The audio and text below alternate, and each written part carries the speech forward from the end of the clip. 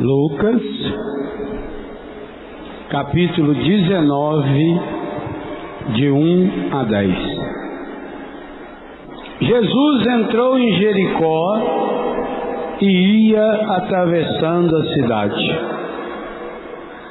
Havia aí um homem muito rico, chamado Zaqueu, chefe dos recebedores dos impostos. Ele procurava ver quem era Jesus, mas não o conseguia por causa da multidão e porque era de baixa estatura. Ele correu adiante, subiu a um sicômoro para o ver, quando ele passasse por ali.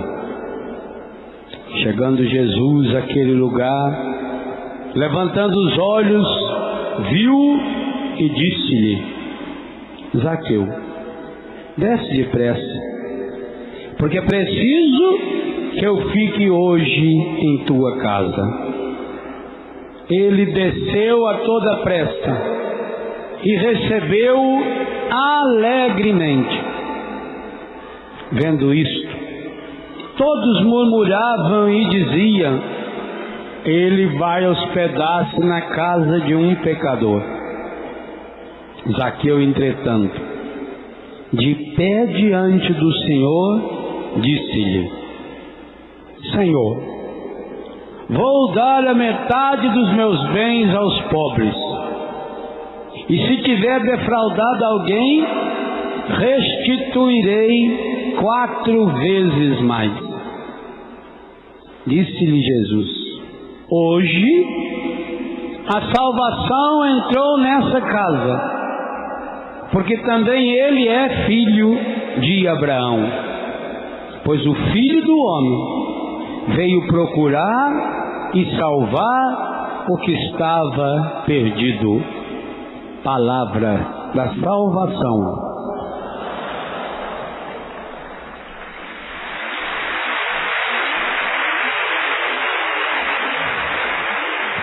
Eu escolhi esse texto para a gente meditar sobre o 7º mandamento. E por que eu escolhi esse texto? Exatamente porque ele nos traz 3 elementos fundamentais que o catecismo aborda quando trata do mandamento da lei de Deus, não furtar. A primeira coisa que o texto mostra, a partir de Zaqueu, é que nenhum bem material, nenhum, pode preencher o vazio que existe no coração humano. Segunda coisa que nos mostra, a causa. Por que Zaqueu se transformou nesse grande ladrão? Porque lá no mais íntimo, Zaqueu queria ver Jesus. E isso também acontece conosco. Enquanto nós não nos encontramos com o Senhor, estaremos sempre numa busca, e muitas vezes, feito Zaqueu, uma busca pecaminosa, porque queremos encontrar a segurança da nossa vida nos bens materiais, fora de nós. Terceira coisa importante, Jesus só disse: hoje a salvação entrou na sua casa a partir do momento que Zaqueu decidiu romper com o pecado e compreendeu algo que o catecismo aborda de uma forma muito bonita, inclusive citando umas 10 vezes algum texto de João Paulo II, Solicitudo Rei Socialis, Laborem Exercis, os textos sociais de João Paulo. Quando ele diz que vai distribuir os bens dele aos pobres, pesa sobre cada um a responsabilidade social pelos bens que tem. Meus irmãos, por que as pessoas roubam?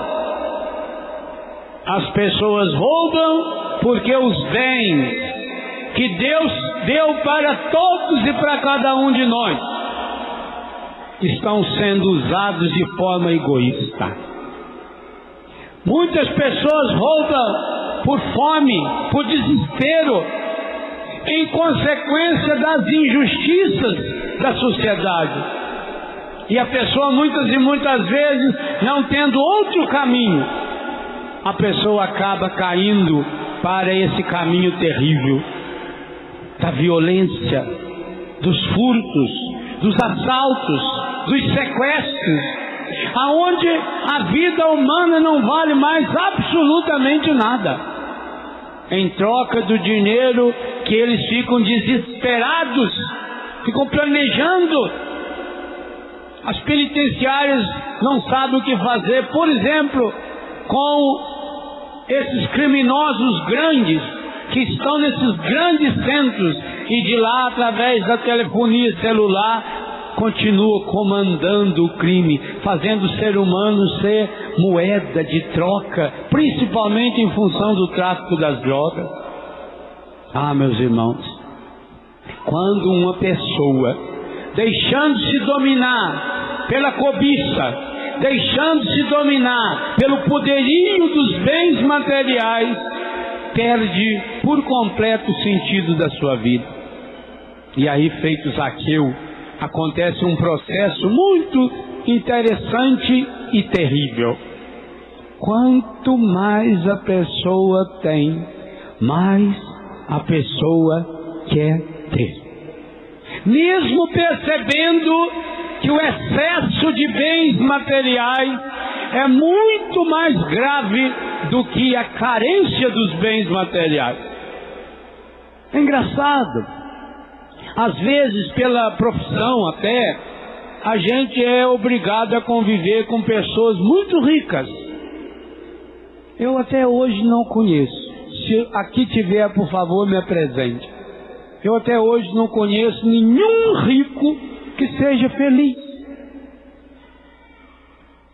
Você vai numa mansão de gente rica, o filho não está lá, o pai não fala com o filho, o marido já está na quinta amante, a mulher se contenta com as joias, encher-se de joias, de coisa, para mostrar para os outros. As roupas, só roupas de marca. Aqui no Brasil já tem lojas que vendem essas roupas caríssimas. Uma calça jeans que chega a custar 8 mil reais. Quem compra está em pecado mortal. É contra o 7º mandamento. Isso é pecado. O ser humano tem que investir na decência. Mas pensa, para quê? Para que você precisa de quantos pares de sapato? Você não anda de 4. Então você não precisa, basta 2. O apego aos bens materiais. A pessoa passa a vida construindo e fazendo. Hoje em dia, inclusive, há uma mentalidade que não precisa nem ir longe aqui de Cachoeira para ver, a mentalidade das coisas grandes. A construção civil hoje, então, entrou nesse campo para valer. Aquelas casas, aquelas mansões com a telha pintada, aquela casa imensa. Luta não sei quanto tempo para construí-la. E o tempo passa rápido demais, principalmente no final do disco. E aí o filho mais velho casa, a menina vai embora para fazer intercâmbio em outro país, o mais novo sai de casa e está lá a síndrome da casa vazia. Ah, como é terrível. E aí cai nos vícios. Sempre ligado ao problema financeiro são os vícios. Porque aí o marido, para suportar o vazio interior profundo, precisa cair na bebida. A mulher, para suportar a dor existencial profunda, cai na droga, cai nos antidepressivos. Tem tudo. Tem uma bela conta bancária. joias maravilhosas, roupas de marca em excesso. Basta abrir o armário, está mofando. E a pessoa está vazia. Por quê? Zaqueu descobriu: nada nem ninguém que esteja fora de nós pode preencher o vazio do nosso coração. Hoje está uma palavra de Deus para mim e para você, nos dizendo: Deus não nos condena. Talvez muitos de nós aqui já tenhamos passado pela experiência terrível de cometer esse pecado, de ir na busca da segurança dos bens materiais. Mas é preciso que a gente encontre-se com Jesus, mesmo que seja nesse último dia do ano, nessas últimas horas. Cada um de nós precisa ter a coragem de repensar a nossa relação com os bens materiais em função da graça e da palavra de Deus. O sétimo mandamento está nos ensinando como nós precisamos nos relacionar com as coisas. Não é pecado ter coisas. Inclusive não é pecado se você pode ter uma bela casa, se você pode ter roupa boa, se você pode ter um automóvel bom. Não tem pecado nenhum nisso, desde que não seja fruto do roubo, desde que seja consequência do trabalho honesto, da economia. E aqui, meus irmãos, principalmente vivendo com dependentes químicos, eu fico muito preocupado com o que muitos pais estão hoje preparando para os seus filhos. Porque, infelizmente, a maior parte das nossas crianças e dos adolescentes estão sendo treinados para serem ladrões. Porque os pais não ensinam o valor das coisas. Começa das coisas dentro de casa. Os pais não ensinam mais o valor da mesa, da comida. A criança começa a comer, não quero mais, larga. 5 minutos depois vem lá chorando, pede um danoninho. A mãe vai lá e dá o danoninho e jogou a comida fora. A criança, por onde passa, é um trovãozinho que vai arrebentando tudo e largando tudo. Está brincando, não quer mais brincar, larga o brinquedo. E a mãe, ou pior, quando obriga a empregada a ir lá e catar isso no chão. Está criando um reizinho. Eu sou dono.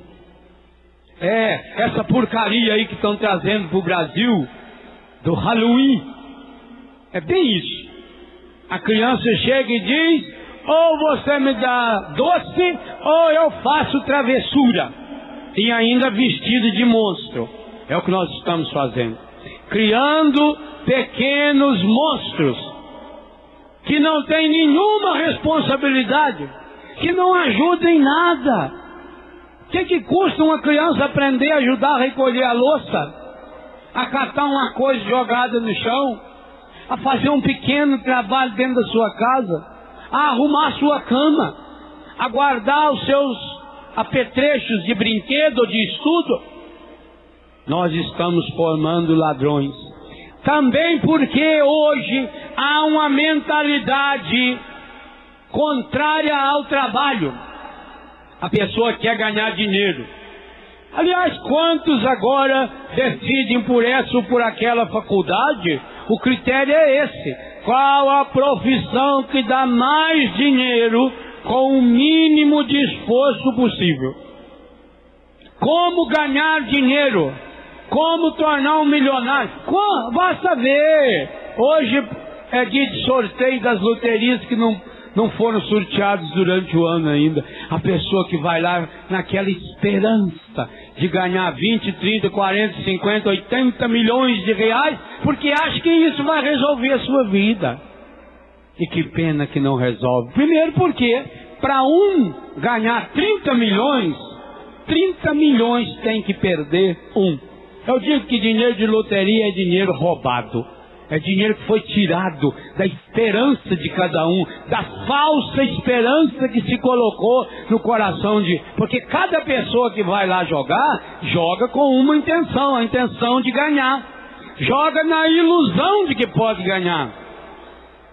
E aí 30 milhões, 40 milhões, 50 milhões iludidos, para que um possa ganhar. Esse dinheiro não pode ser abençoado por Deus? Talvez, e eu já falei isso ao Eto algumas vezes, o grande profetismo das campanhas do projeto Dai-me Almas mensalmente é esse. É o profetismo da unidade.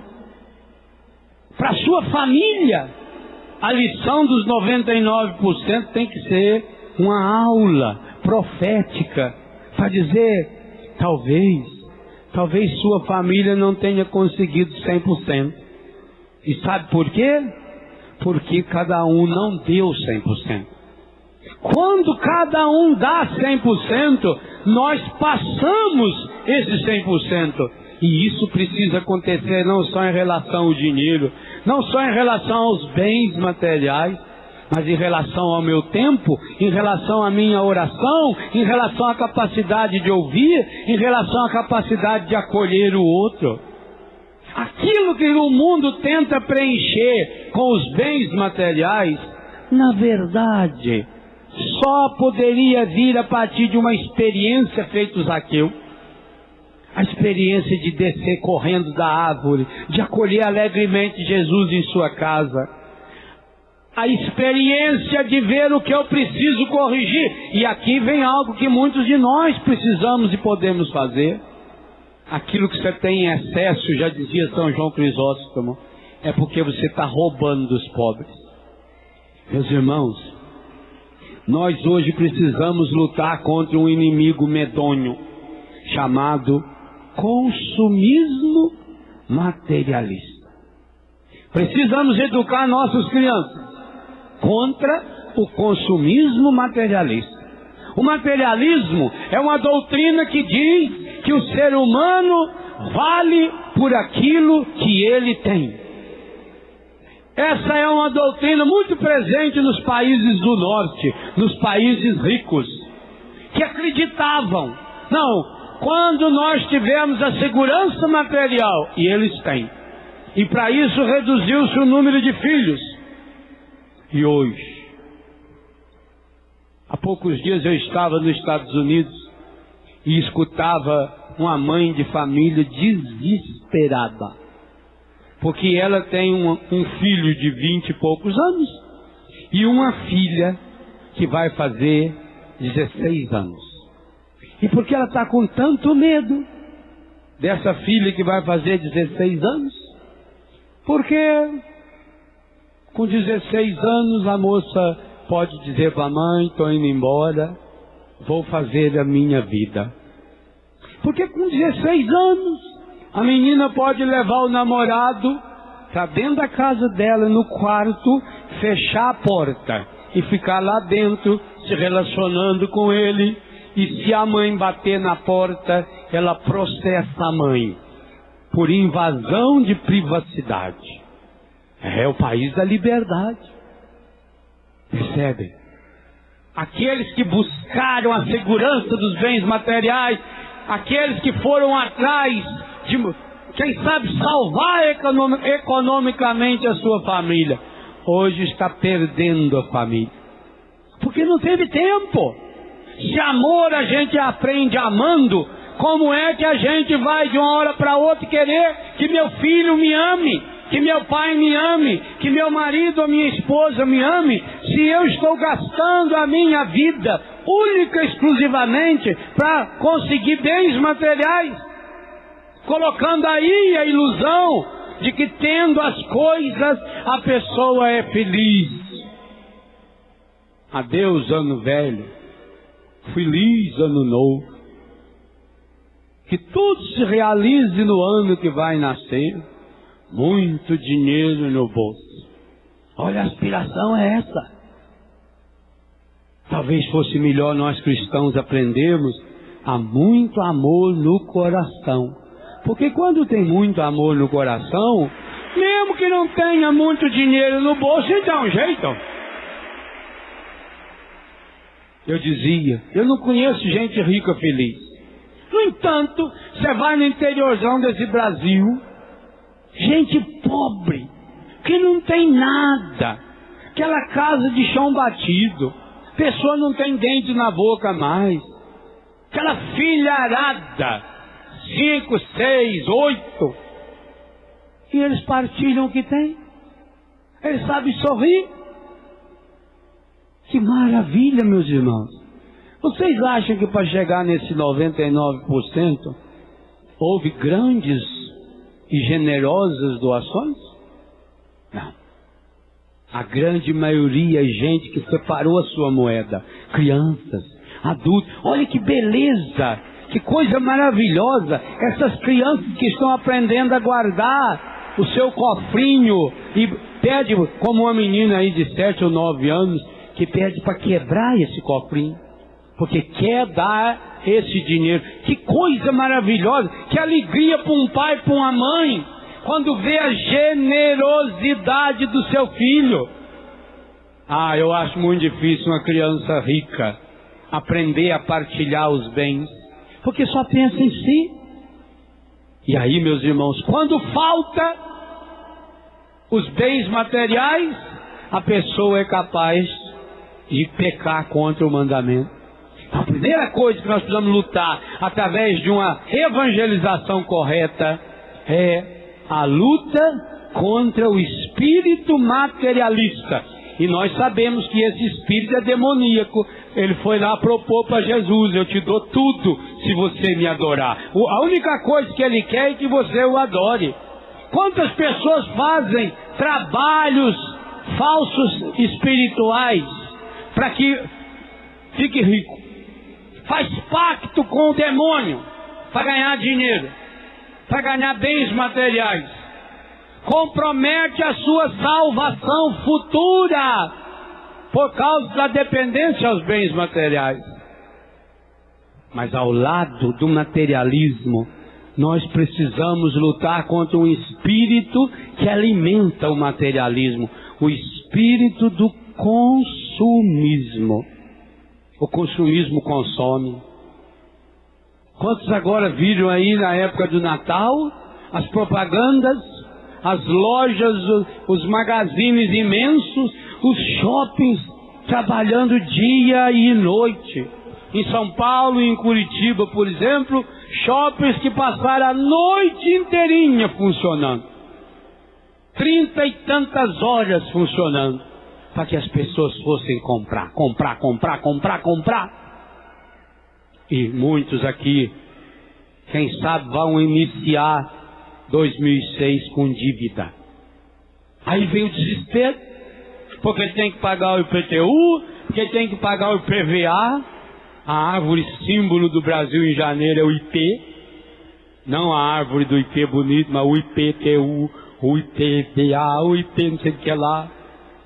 Aí vem o desespero da compra do material escolar. Aí vem o aumento disso e daquilo. E a pessoa se desespera. Por quê? Se desespera porque não aprendeu. Enquanto não aprender, o desespero virá. Se desespera porque gastou mais do que devia. 3 perguntas você precisa fazer antes de comprar qualquer coisa, se você não quiser cometer o pecado contra o 7º mandamento. Primeiro, eu quero comprar? Parece uma pergunta boba, mas é fundamental, porque a maior parte das coisas que as pessoas compram, elas não querem comprar. Ela compra seduzida pelos meios de comunicação social. Ela compra seduzida pela propaganda. Inclusive, compra coisas que deixam ainda mais feia do que já é. Roupas ridículas. Viu um artista usar aquela roupa, vai lá e compra na Fiusa. Fiusa significa uma esperança. na dúvida de que vai ficar parecido com a artista. Mas se olhar bem no espelho, minha Nossa Senhora, certas roupas você não pode usar. Não só no sentido pecaminoso, não. Eu estou falando no sentido estético. Os antigos já diziam: quem tem perna feia não use calça curta, que vai parecer mais ainda, e todo mundo já vai olhar. Você precisa aprender a se vestir. E aprender a se vestir significa: eu não vou usar uma roupa só porque está na moda. Até porque a moda, muitas e muitas vezes, é uma coisa medonha e horrorosa. E que muda exatamente por isso. Às vezes você tem uma roupa boa lá no seu guarda-roupa, usou 2 ou 3 vezes. Saiu da moda. Quando você vai comprar algo, pergunte-se: eu quero de fato comprar? Eu quero ou eu estou influenciado pelos meios de comunicação? Segunda pergunta: eu posso comprar? Mas aí a gente paga em 10 vezes. Sim, quanto de juros já colocou em cima disso para pagar em 10 vezes? Entra com dívida. E aqui tem uma coisa muito séria que a palavra diz: não fiqueis devendo a ninguém coisa alguma. Gente, quem vive na dívida, vive na dúvida. Dívida é mãe da dúvida, da insegurança, do mau humor, da irritação, da falta de confiança em Deus e em si mesmo, do desânimo, da depressão. Porque a pessoa se envolveu, foi se envolvendo. E aí tem um erro medonho. O sujeito deve, aí ele vai lá e faz um empréstimo para pagar aquela dívida. Pagou aquela, mas ficou com uma maior. Juro em cima de juro. Quantos casais não têm mais tempo de se cultivar, de se amar, de passear junto, de saborear um prato de comida, uma pizza, um jantarzinho simples? Porque fica preocupado, angustiado. Quanta gente não dorme porque fica angustiado, preocupado. Meu Deus do céu, porque eu preciso disso. E aí começa a ir atrás dessa santaiada que entende de dívida. São Judas, Santo Edviges, Santo Expedito, é hoje que eu estou precisando. Santa Rita. Quanto santo? Basta ver as festas desse santo, junta 500.000 pessoas, os endividados, e vão lá e levam uma vela desse tamanho, ou uma vela maior ainda que a pessoa, e entrega o papelzinho para Deus resolver. Eu vou dizer uma coisa a você: se você não mudar de vida, principalmente procurando seguir os mandamentos, você pode inclusive passar a morar lá na frente do santo, pôr fogo na sua cabeça ao invés da vela, que o santo não vai poder fazer absolutamente nada. Agora, se você está lutando honestamente e se descobrir que errou, que pecou, que roubou, que se deixou levar para uma coisa errada, se você descobriu e luta e trabalha honestamente, então tenha grande devoção a qualquer outro desses santos, porque o santo é aquele que se alia a nós na busca do bem. Como é que eu vou fazer uma promessa para Deus me ajudar a conseguir algo que é ilícito, que é pecaminoso? Segunda pergunta, portanto: eu posso? De fato posso? Ou eu vou ficar juntando depois dívida em cima de dívida, desesperado? E se eu não posso, eu entrego para Deus. Terceira coisa, importantíssima essa pergunta: eu preciso? Eu necessito? Meu irmão, 90% das coisas que você comprou esse ano, você não necessitava. Depois você faz o cálculo em casa para ver. Quantas bobagens se compra? Vai na rua, não sei lá qual rua, encontra lá aquela loja que vende aqueles bichinhos de cristal, uma galinhazinha de cristal, um bichinho de cristal, vai lá, compra um monte daquilo, espalha aquilo em cima da mesa. E agora tem que ficar cuidando para ninguém derrubar, cuidando para ninguém quebrar, limpando, leva uma hora para limpar. Para que você precisa dessa coisa? Nem enfeite não é, porque é horrível. Inclusive não é feito de cristal, porque lá é um acrílico com um produto químico lá. Nem de verdade não é. Você está tentando preencher vazio. Eu preciso, eu posso, eu quero. E nós cristãos precisaríamos colocar ainda uma pergunta por trás de tudo isso. Isso que eu estou tentando comprar tem a bênção de Deus? Ou será que eu poderia, numa generosidade, e aí vem a grande alegria da nossa vida, partilhar com alguém que não tem, com alguém que está passando fome, com alguém que está na miséria, com alguém que está clamando aos céus: meu Deus, eu precisava arrumar um dinheirinho para comprar remédio para o meu filho.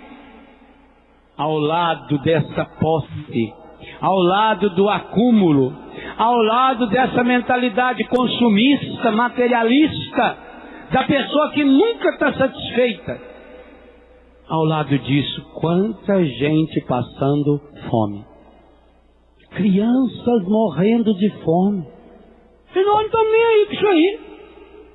Na hora que eu tiver um problema, eu saio desesperado aí atrás da santaiada que entende de dívida. E eu peço é para mim: oh meu Deus, me ajuda. Oh meu Deus, eu preciso disso. Oh meu Deus, se o Senhor me ajudar, eu vou fazer isso, eu vou fazer aquilo. E enche de promessa. Mas quantas vezes Deus já colocou em nossa mão os bens materiais que a gente podia usar para fazer o bem, para espalhar o amor e a graça de Deus, para realizar esse milagre maravilhoso que Jesus realiza no Evangelho que nós acabamos de ouvir, de ir até Zaqueu. E aqui vem uma coisa importante que o Dom Alberto falava ao telefone durante a Santa Missa, que esse 1% é para que a gente use todos os nossos 100% para ir atrás dessa ovelha perdida. Meus irmãos, muitos Zaqueus, muitos que estão nos palácios, muitos que são milionários, têm esse vazio no coração, e nós precisamos fazer com que o Evangelho chegue até eles, para que haja de fato justiça social, que cada um vá se convencendo disso, de que necessita, o mundo necessita partilhar os seus bens, partilhar os seus dons. A palavra já diz: há mais alegria em dar do que receber, há mais alegria em partilhar do que em acolher para si. O mundo precisa descobrir. Muita gente não é feliz porque pensa que felicidade é ganhar alguma coisa. Quando eu ganhar aquilo, quando eu comprar aquilo outro, eu serei feliz.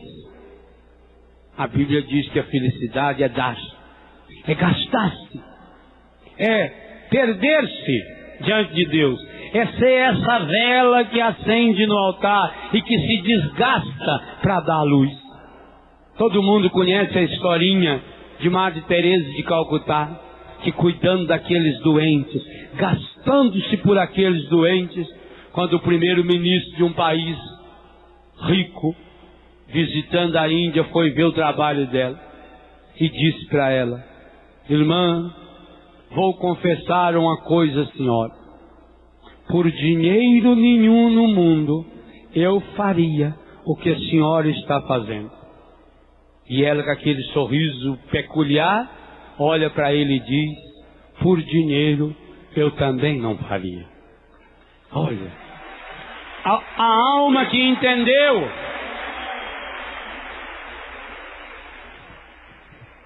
Quantos jornalistas ficaram em Roma depois da morte de Sua Santidade, o santo homem de Deus, João Paulo II? os jornalistas estavam ansiosos,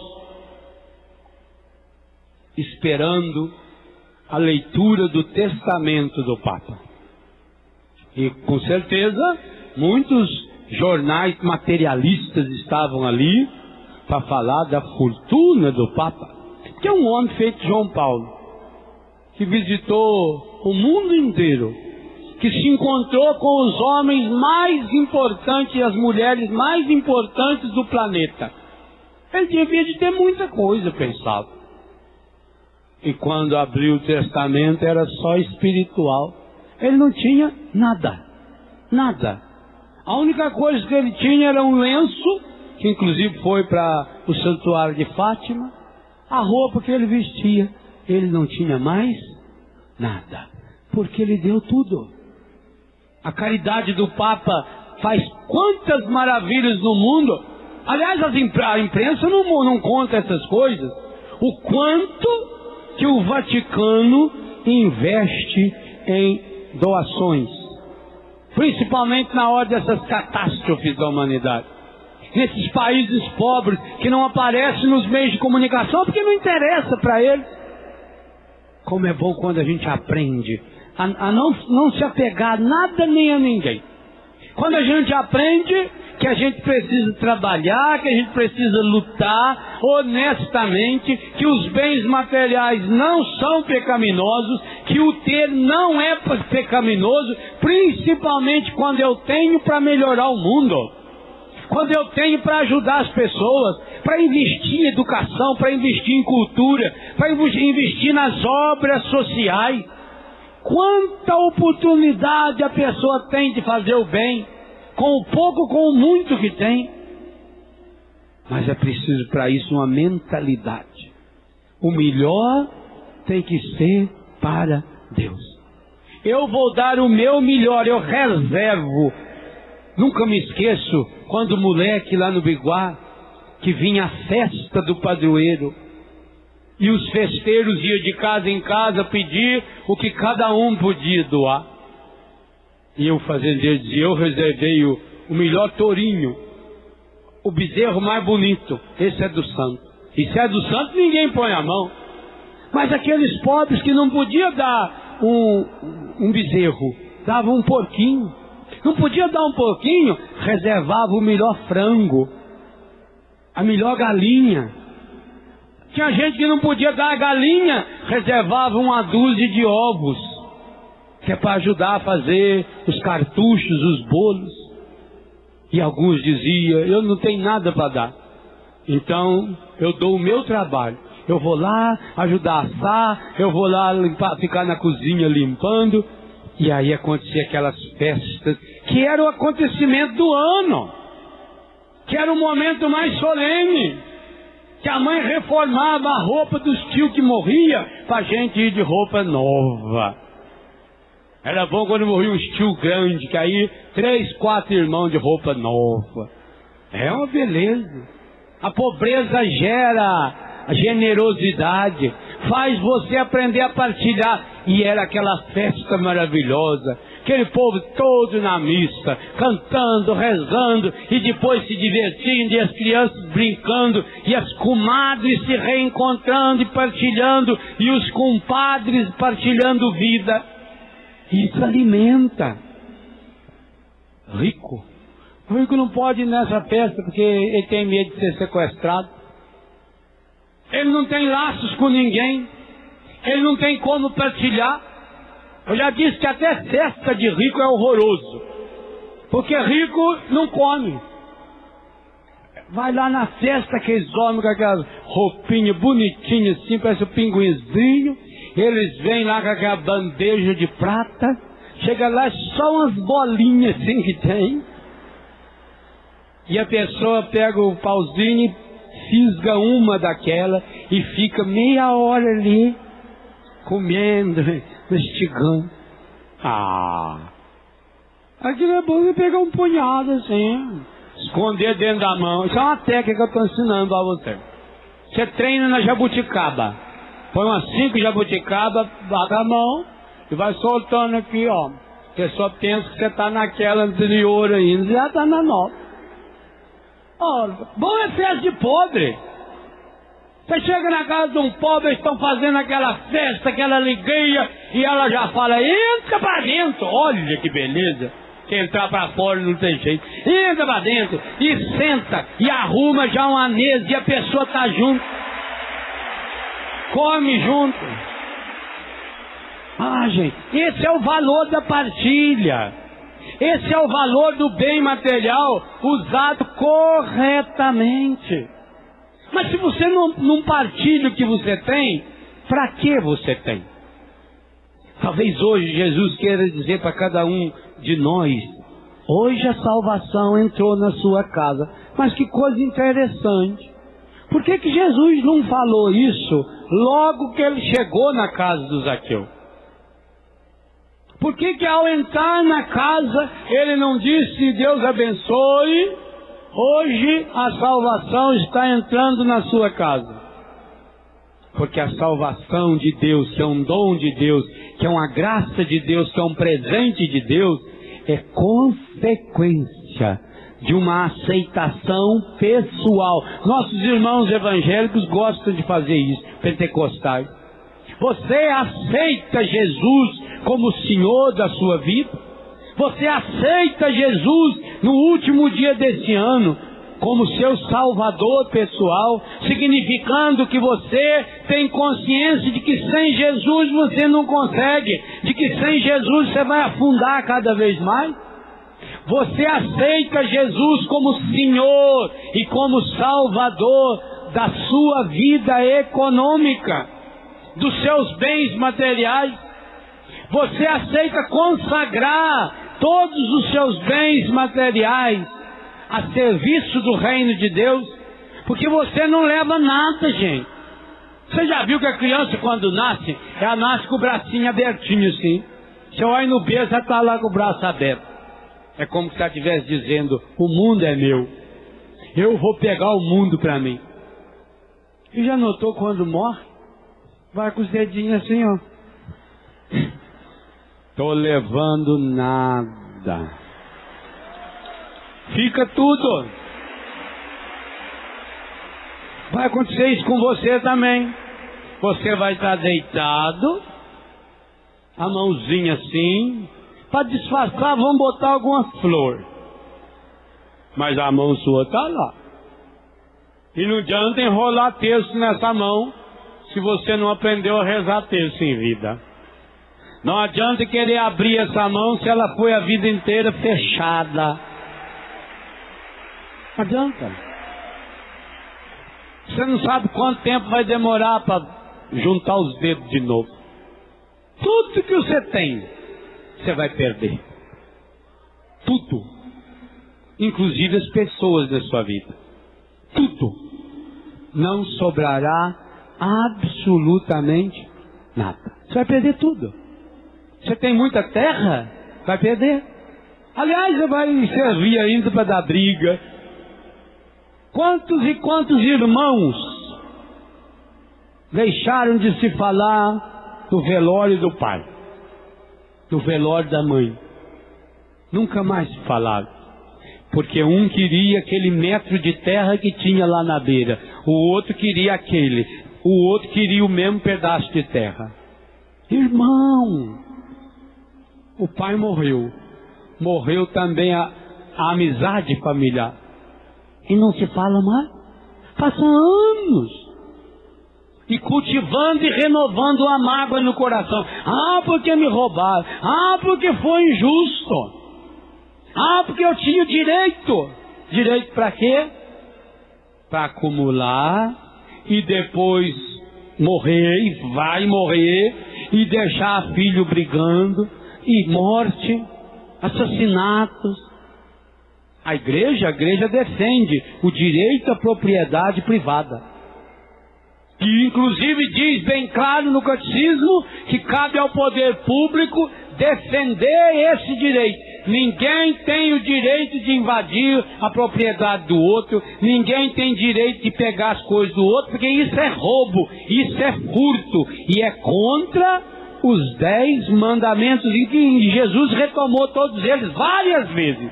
Se há uma área que Jesus retomou muitas vezes, foi o relacionamento econômico, o nosso relacionamento com os bens materiais. Mas esse direito não é um direito absoluto. Significa, eu uso os meus bens do jeito que eu bem entendo. Não, senhor. Pesa uma, João Paulo usou essa frase, pesa uma hipoteca social sobre aquilo que eu tenho. Quantas pessoas estão acumulando para ir fechar os dedinhos, para deixar um rastro de morte, de dependência, estragado.